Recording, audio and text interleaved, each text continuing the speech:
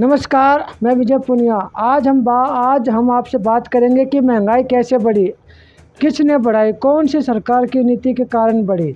अनेकों कारण हो सकते हैं, लेकिन सबसे बड़ा कारण जो कि माना जाता है, सरकार की नीतियों को माना जाता है। आप अक्सर देखते हैं कि राहुल गांधी अपनी रैलियों में भी प्रधानमंत्री नरेंद्र मोदी को ही महंगाई बढ़ाने का असली कारण मानते हैं।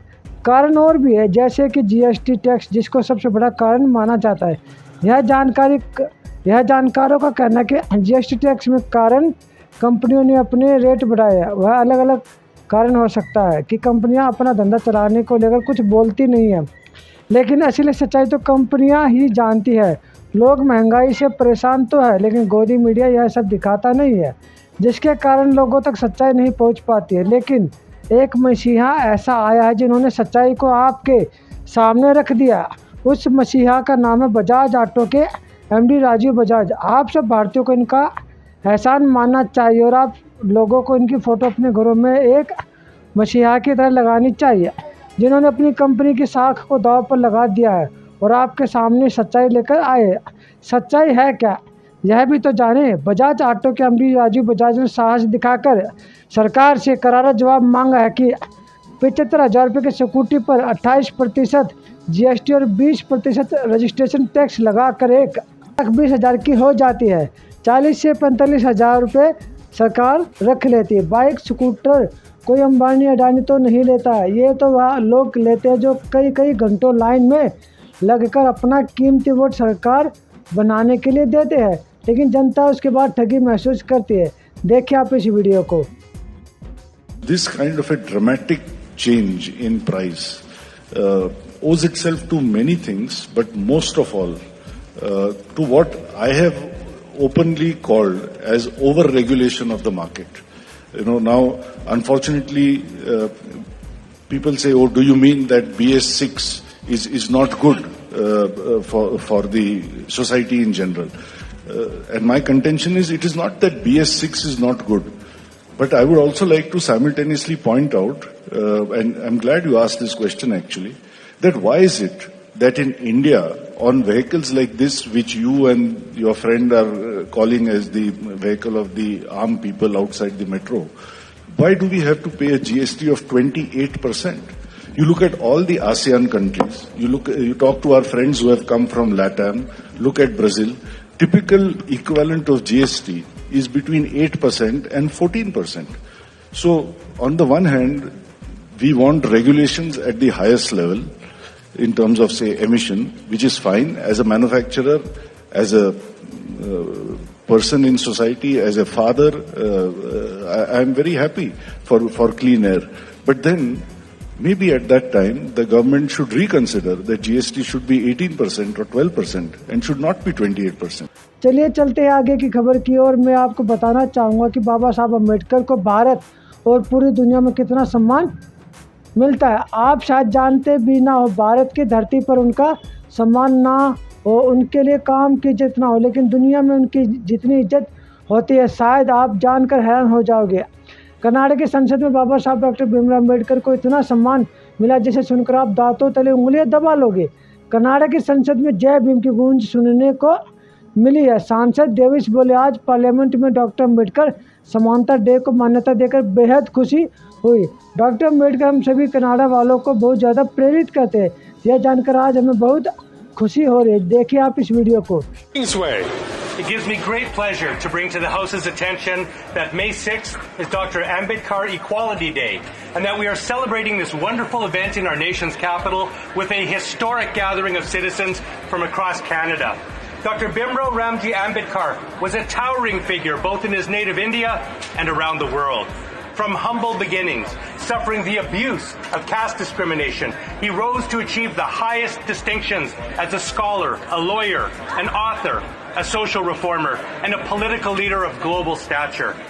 Dr. Ambedkar played a major role in the formation of India, was the prime author of India's constitution, and served in the first cabinet of Prime Minister Nehru.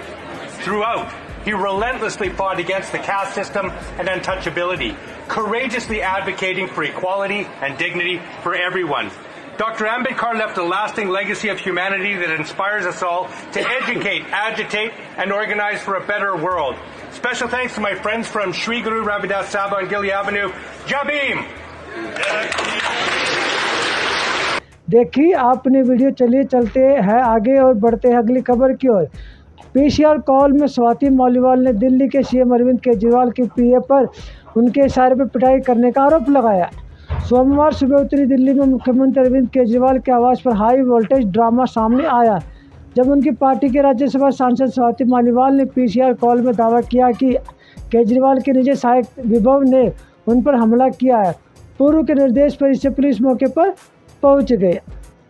बाद में वह एफआईआर दर्ज कराने के लिए सिविल लाइन्स पुलिस स्टेशन गई। हालांकि वहां कुछ फ़ोन कॉल आने के बाद वह पुलिस को यह कहकर चली गई कि वह वापस आ जाएगी। वे देर रात तक इंतजार कर रहे थे। पुलिस ने उसकी शिकायत का लंबित के रूप में चिन्हित किया और सोमवार देर रात कोई एफआईआर दर्ज नहीं की गई थी। पुलिस ने इस पर कानूनी राय मांगी है कि क्या वे डीडी प्रविष्टि और पीसीआर कॉल के आधार पर आगे बढ़ सकते हैं, जो कई मामलों में अपनाया जाने वाला प्रोटोकॉल है। इस घटना ने सोशल मीडिया पर तूफान ला दिया। विभव और स्वाति केजरीवाल के एनजीओ के दिनों से ही उनके साथ और उनके अलग होने से आपके भीतर एक बड़ा वर्ग निराश है। यह विशेष रूप से परेशान करने वाला है जब केजरीवाल चुनाव प्रचार के लिए कमर कस रहे हैं। तब आपने इस घटनाक्रम पर संजय सिंह ने आगे आकर प्रतिक्रिया भी दी है। देखिए आप उनकी प्रतिक्रिया को और इस वीडियो को भी देखिए। कल एक बहुत ही निंदनीय घटना घटित हुई, जिसके बारे में आप सबको बताना चाहता हूं। कल सुबह अरविंद केजरीवाल जी के आवास पर स्वाति मालीवाल जी मिलने के लिए पहुंची थी। ड्राइंग रूम में इंतजार कर रही थी। इस बीच विभव कुमार जी वहां पे आते हैं और उन्होंने स्वाति मालीवाल जी के साथ बहुत बदतमीजी की, अभद्रता की। इस पूरे मामले की जानकारी 112 नंबर पे कॉल करके स्वाति मालीवाल जी ने पुलिस को दी। इस घटना की जितनी निंदा की जाए कम है। अरविंद केजरीवाल जी ने पूरी घटना को संज्ञान में लिया है और इस पूरे मामले में सख्त कार्रवाई करने को कहा है। जहां तक स्वाति मालीवाल जी का प्रश्न है, स्वाति मालीवाल जी ने देश के लिए, समाज के लिए बड़े काम किए हैं। पार्टी की पुरानी और सीनियर लीडर में से एक हैं। हम सब उनके साथ हैं और निश्चित रूप से ये जो पूरा प्रकरण हुआ है, इसको मुख्यमंत्री जी ने गंभीरता में संज्ञान में लिया है और इस पे कार्रवाई करेंगे। आम आदमी पार्टी ऐसे लोगों का समर्थन नहीं करती है, ये स्पष्ट करना चाहते हैं। देख लिया आपने इस वीडियो को। अब चलते हैं आगे के घटनाक्रम को देखते हैं फिर क्या ड्रामा हुआ। सुबह 10:30 बजे पुलिस स्टेशन पहुंचे मालीवाल बिना एफआईआर दर्ज किए चली गई। स्वाति के इस आरोप से भी कई पार्टीजन नाराज है कि केजरीवाल के इशारे पर उनकी पिटाई की गई। मालीवाल कथित तौर पर सुबह करीब 9:10 पर सीएम आवास पहुंची।